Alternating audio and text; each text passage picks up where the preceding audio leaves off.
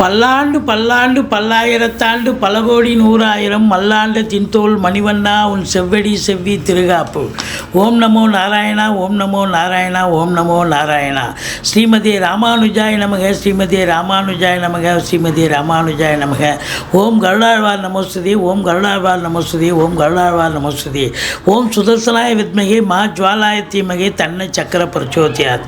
யோகி ராம் சுரத்குமார், யோகி ராம் சுரத்குமார், யோகி ராம் சுரத்குமார். ஜெயகுரு ராயா.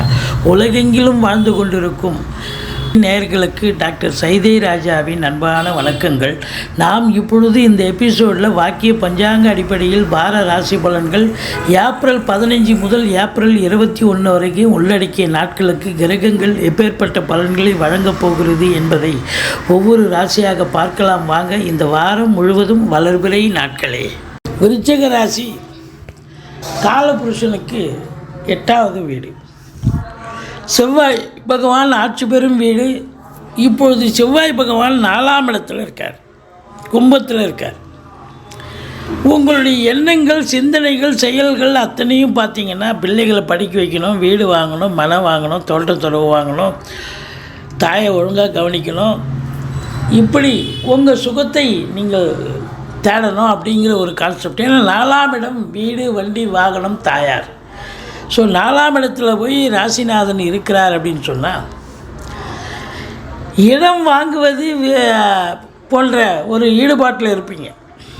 ஏதாவது ஒரு ஃப்ளாட்டு வாங்கணும், இல்லை வீடு கட்டணும் அப்படிங்கிற ஒரு கான்செப்டில் நீங்கள் இருக்கக்கூடிய காலகட்டம். விசாகம் 4ஆம் பாதம், அனுசம், கேட்டை நட்சத்திரம் உள்ளடக்கியது. இந்த விருச்சிக ராசிக்கு இந்த வார கிரகங்கள் நல்ல பலனை தருமா? சூப்பரான பலனை தரும். ராசிநாதன் முதல்ல அமக்கலமாக இருந்து 10ஆம் இடத்தை பார்க்குறார். அப்போ தொழில் ரீதியாக உங்களுக்கு நல்ல சம்பாத்தியத்தை ஏற்படுத்துவார். 8ஆம் பார்வையாக 11ஆம் இடத்தையும் பார்க்குறார். அப்போ நல்ல லாபத்தையும் தந்தாகணும். தொழிலில் ஒரு திருப்பு முனை கொடுத்தாகணும். தொழிலில் ஒரு ஸ்பீடு இருக்கணும், ஒரு இன்வால்மெண்ட் இருக்கணும், ஒரு சம்பாத்தியம் இருக்கணும். அதுவும் 11ஆம் இடத்தை பார்க்குறதால டெஃபினட்டாக லாபமும் இருக்கணும் அப்படிங்கிற ஒரு நிலை ராசிநாதனுடைய பார்வை. மொத்தத்தில் பார்க்கும் பொழுது குரு வேறு, அவர் பங்குக்கு அவர் செய்வார். குரு 6இல் குரு ஊரில் பகை என்று சொன்னாலும் கூட உங்களுக்கு குரு பார்வை 10ஆம் இடத்தை பார்க்குறார். 10ஆம் இடத்தை குரு பார்த்ததுன்னு சொன்னாலே சிறப்பு தானே. தொழில் நல்ல ஒரு எலாபரேட்டாக நல்லா சூப்பராக போகும், நல்ல லாபத்தை தேடித்தரும், மனசுக்கு திருப்திகரமாக இருக்கும்.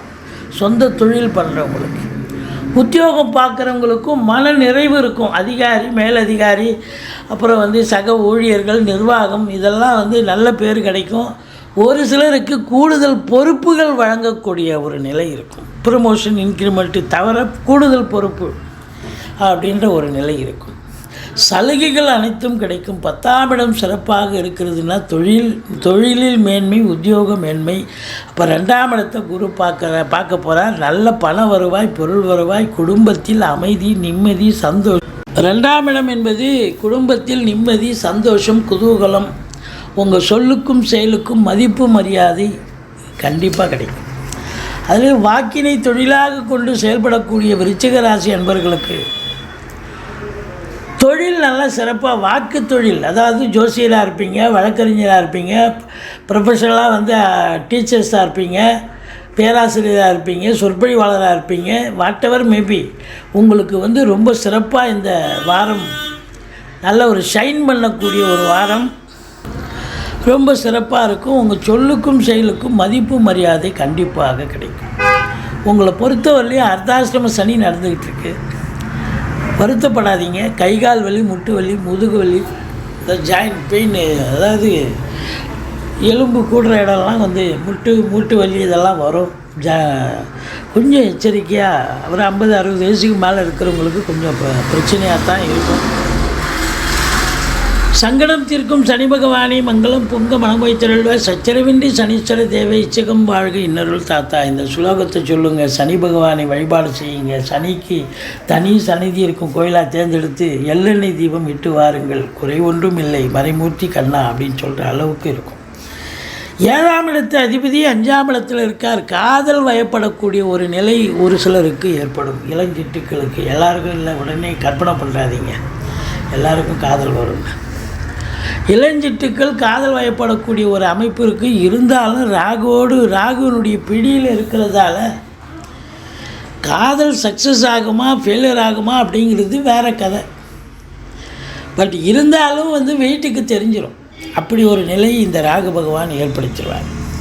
அதனால் மற்றபடி உங்களுக்கு கணவன் மனைவி ஒற்றுமையான ஒரு சூழல், வாழ்க்கை துணை அல்லது மனைவியால் யோக பாக்கியங்கள் கிடைக்கும்.